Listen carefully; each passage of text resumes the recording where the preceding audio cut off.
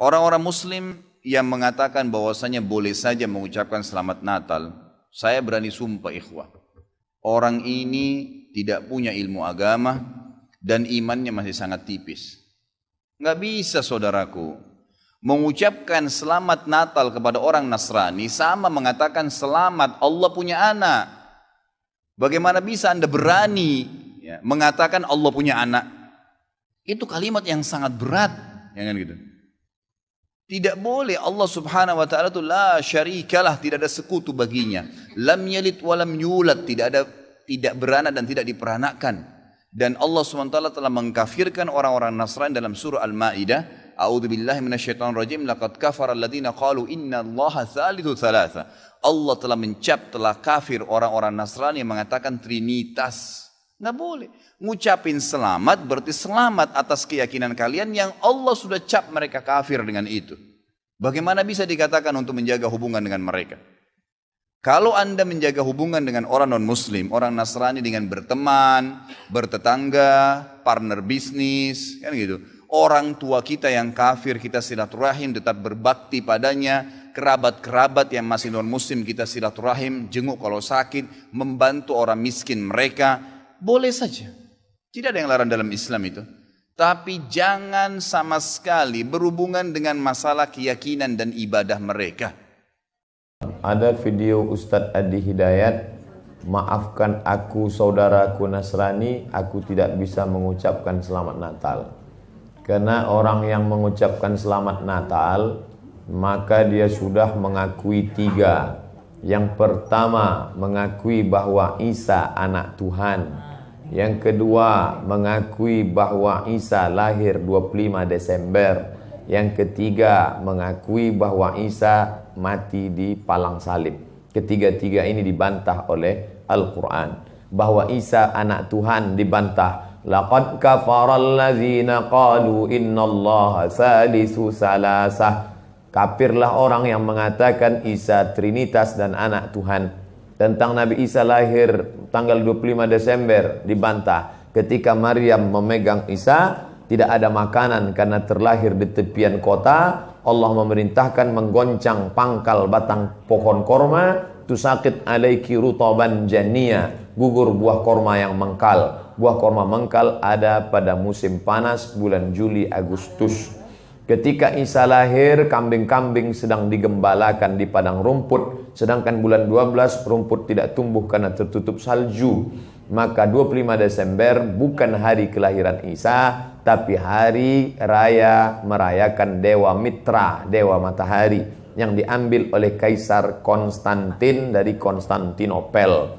Lalu kemudian tentang Isa mati di palang salib dibantah Al-Quran. Wa ma qataluhu, mereka tidak membunuhnya. Wa ma salabuhu, mereka tidak menyalibnya. Walakin syubbihalahum, ada orang lain yang diserupakan wajahnya dengan Isa. Dialah Yudas Iskariot, murid Isa yang menjual imannya dengan beberapa keping uang emas. Saya punya kawan Kristen Masehi, tapi dalam masalah hubungan baik, masalah ngasih makanan, masalah beri pakaian, oke. Tapi kalau sudah terkait dengan akidah, wala ana abidu ma'abadtum wala antum abiduna ma'abud lakum dinukum waliyadin. Teman-teman sekalian, jelas bahwa hukum mengucapkan ucapan selamat, ingat baik-baik, mengucapkan ucapan selamat pada agama lain di luar keyakinan kita, dalam keimanan kita sebagai muslim, itu tidak diperkenankan. Haram hukum yang mengucapkan selamat, misalnya A, selamat B, yang dalam selamat itu ada unsur pengakuan. Awas, ada unsur pengakuan, ada din selain Islam atau agama yang dibenarkan selain Islam. Itu adalah wilayah keyakinan iman kita. Sebetulnya sama aja. Yang bukan Islam pun, non-muslim pun meyakini kepercayaan dia yang benar. Jadi sebetulnya itu keyakinan standar setiap pemeluk agama. Itu indah sekali. Ya, indah dalam Islam itu. La ikraha fid din. Baik, tidak ada paksaan dalam agama. Kita nggak boleh paksa orang. Tapi kita pun tidak boleh mengikutkan keyakinan kita pada keyakinan orang lain. Dan itu sebetulnya standar dalam keyakinan beragama. Silakan cek. Quran surah ketiga Ali Imran ayat ke-19, paling kiri sebelah atas. Inna dina indallahil Islam. Inna dina, sungguh ad-din. Ad-din, pegangan hidup. Hal yang mendekatkan pada Allah. Din, yang dipahami dengan agama itu, kata Allah, nggak ada yang lain di sisi Allah kecuali Islam. Di Allah sudah mengatakan, lihat, yang saya ridhai, yang saya tetapkan hanya Islam, tidak ada yang lain. Bahkan kalimatnya menggunakan inda, indallahi. Inda itu bisa berarti yang sangat dekat, bisa berarti yang ridhai, bisa berarti juga yang ditetapkan. Bahkan kalau dalam konteks kemanusiaan, yang dimiliki. Misal, ana indik qalam. Ini punya saya. Yang lain bukan punya saya. Kata Allah, inna dina indallahil Islam. Yang saya tetapkan itu Islam, yang lain gak saya tetapkan. Bahkan kalau antum buka lagi sampai ayat 85-nya, nanti antum akan temukan, wa may yabtaghi ghairal islami dina falan yuqbala minhu. Pakai lan. Siapa yang mencari selain Islam, mengakui selain Islam, menetapkan selain Islam, kata Allah, gak akan saya terima. Dan kalimat tidak menerimanya menggunakan lan. Ada lan, ada la, itu beda. Kalau la, itu harfu nafyin, menafikan sesuatu, tapi juga hati-hati. Tapi juga penafian ini bisa dua jenis. Penafian mutlak, atau yang kedua, penafian saat itu, tapi dunal istiqbal. Tanpa yang akan datang, saat ini saja. Contoh penafian mutlak, dalam kalimat, asyhadu an la ilaha illallah. Saya mengakui tidak ada Tuhan kecuali Allah. Ketika la-nya menafikan, mutlak.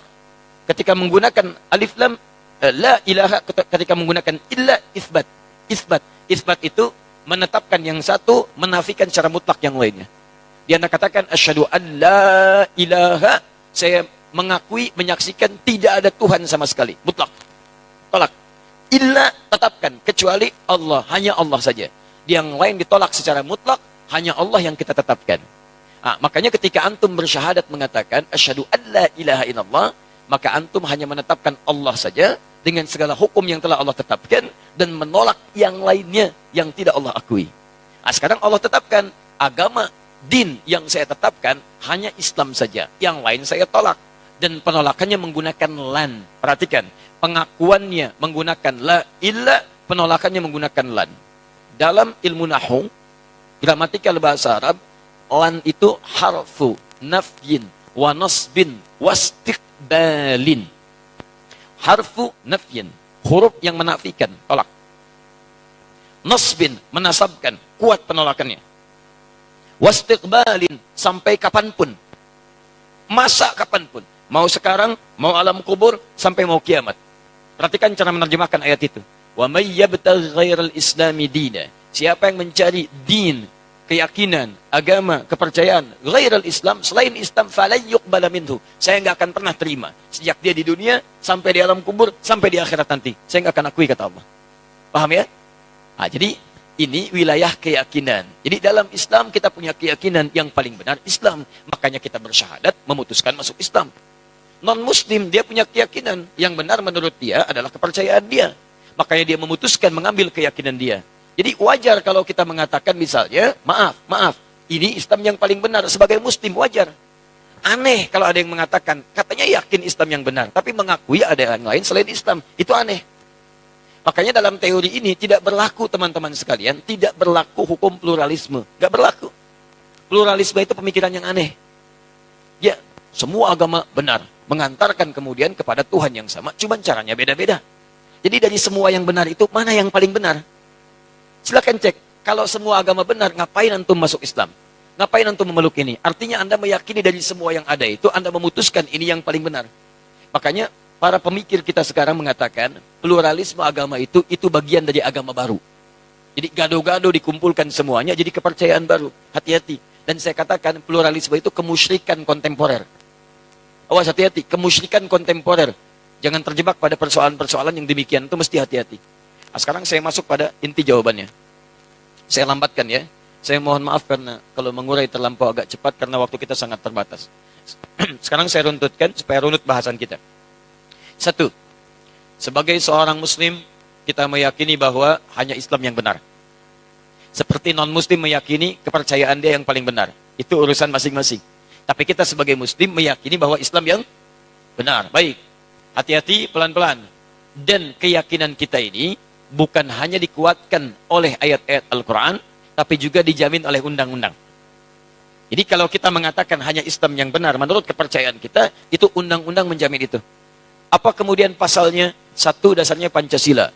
Sila yang pertama, ketuhanan yang maha Esa. Nah, dalam memahami ketuhanan yang Maha Esa ini, maka rumusannya lihat di Undang-Undang Dasarnya. Pasal 29 ayat 1. Negara berdasar atas ketuhanan yang Maha Esa. Jadi konsep bernegara kita itu didasarkan pada ketuhanan yang Maha Esa. Jadi kalau kita meyakini hanya Allah Tuhan yang Maha Esa, maka keyakinan kita dijamin oleh undang-undang. Dalam menjalankan keyakinan ini diatur di pasal keduanya, di pasal 29 ayat keduanya. Di dalam memahami pasal 29 ayat 1, terjemahannya adalah cara memahaminya pasal 29 ayat 2. Negara menjamin kemerdekaan tiap-tiap penduduk untuk memeluk agamanya masing-masing dan beribadah menurut agama dan kepercayaannya itu. Jadi kalau kita beribadah dalam ketentuan Islam, ibadah pertama kita kan tauhid. Ibadah pertama kita syahadat. Karena itu syahadat menempati rukun pertama dalam ibadah, dalam Islam. Inna dina indallahil Islam. Tidak ada agama yang diridhai Allah kecuali Islam. Kita masuk Islam. Ketika akan masuk Islam dan mengamalkan ibadah dalam Islam, di hadis Muslim, nomor hadis yang ke-8. Lihat dalam muqaddimah jilid pertama, teman-teman, di Sahih Muslim, nomor hadis nomor 8 paling kiri sebelah atas. Ada hadis disampaikan dari sahabat Nabi Umar bin Khattab radhiyallahu taala anhu. Di Al-Arba'in nomor hadis yang kedua. Ketika Nabi Muhammad ditanya tentang Islam oleh malaikat Jibril, mal Islam? Apa itu esensi Islam? Apa itu ibadah dalam Islam? Apa pokok dalam Islam? Kata Nabi, jawaban pertama, antashhada an la ilaha illallah wa anna Muhammad Rasulullah. Kamu harus menetapkan, bersaksi, berkomitmen bahwa tidak ada Tuhan selain Allah. Yang layak disembah hanya Allah saja. Dan cara menyembahnya mengikuti tuntunan Nabi Muhammad SAW. Makanya ibadah pertama kita itu syahadat, pengakuan hanya Islam yang benar, hanya Allah Tuhan yang benar, yang lain kita tidak akui sebagai Tuhan, tidak ada Tuhan selain Allah, tidak ada agama selain Islam. Ketika Anda mengatakan itu, undang-undang menjamin. Jadi sebetulnya kalau ada orang yang menyoal Anda, nggak boleh itu keyakinan begitu, itu intoleran, dia sedang melanggar undang-undang. Paham ya? Dia sedang melanggar undang-undang. Karena undang-undang kita mengatakan, setiap kita punya keyakinan dan ibadah, kita dijamin. Keyakinan pertama kita ada dalam syahadat kita. Ketika meyakini itu semua dan beribadah dengan lisan kita, bahkan dipakai dalam solat, asyhadu an la ilaha illallah, asyhadu an la ilaha illallah, wa asyhadu anna Muhammadar Rasulullah. Itu ibadah kita. Syahadat dipakai dalam solat. Solat bagian ibadah yang keduanya. Jadi jangan khawatir kalau antum ditanya misalnya, apa agama Anda? Islam. Ada enggak selain Islam yang benar? Tidak ada. Keyakinan saya, Islam yang paling benar. Tidak ada Tuhan selain Allah. Anda intoleran. Maaf, Anda melanggar undang-undang. Paham ya? Ya, jadi jelas, hukum negara kita jelas. Hukum negara kita jelas. Jadi ini bagian yang pertama. Sekarang, lihat, saya ingin tunjukkan tidak ada keindahan aturan, kecuali dalam Al-Quran. Bagaimana menyikapi yang tidak sekeyakinan dengan kita. Indah, turun ayat. Quran surah kedua Al-Baqarah, ayat 256, paling kiri sebelah bawah. La ikraha fid din. Qad tabayyana ar-rusydu minal ghayy. Hei, kita meyakini, kamu yakin Allah Tuhan yang benar, Islam agama yang benar, tapi Anda tidak boleh paksa orang pada keyakinan Anda. Gak boleh kita paksa. Jadi kalau Anda paksa orang, apalagi dengan senjata misalnya supaya masuk Islam, bawa golok, Masya Allah, datang ke angkot, ayo masuk Islam, ayo masuk Islam, itu gak boleh. Tembak orang, bom orang misalnya, supaya masuk Islam, itu gak boleh. Bahkan ketika orang itu masuk Islam dalam keadaan terpaksa, Anda yang dosa. Anda yang dosa. Indah dalam Islam itu. Kita akui Islam yang benar, kita akui Allah Tuhan yang hak, tapi nggak boleh paksa orang pada wilayah keyakinan kita. Nggak boleh. Bagaimana kemudian kita bisa menerangkan nilai-nilai Islam? Caranya dakwahi mereka. Sampaikan risalah. Sampaikan keterangan. Maka turun Quran kemudian, teman-teman sekalian, surah ke-16 ayat 125. Ini manhaj umumnya. Ud'u ila sabili rabbika bil hikmah wal mau'izatil hasanah wajadilhum billati hiya ahsan. Kalau ada orang belum mengerti tentang jalan Rabbmu, tentang Islam, maka silahkan terangkan, ajak mereka dengan hikmah. Kalau Anda tidak yakin dengan kami, silahkan Anda ibadah menurut kepercayaan Anda. Kami menurut kepercayaan kami. Toleransi yang paling baik, lakum dinukum waliyadin. Kita tidak usah saling mengganggu. Jadi zero tolerance. Toleransi terbaik, zero tolerance. Jangan saling ganggu. Saya nggak ikut pada kepercayaan Anda pun nggak usah ikut-ikutan kami. Kita diskusi aja. Kalau nggak ketemu, silahkan kerjakan. Kami pun nggak akan ikut ke tempat ibadah Anda. Dan kami tidak harus menggunakan perangkat-perangkat pakaian seperti yang Anda kenakan. Anda pakai punya Anda, kami pakai punya kami.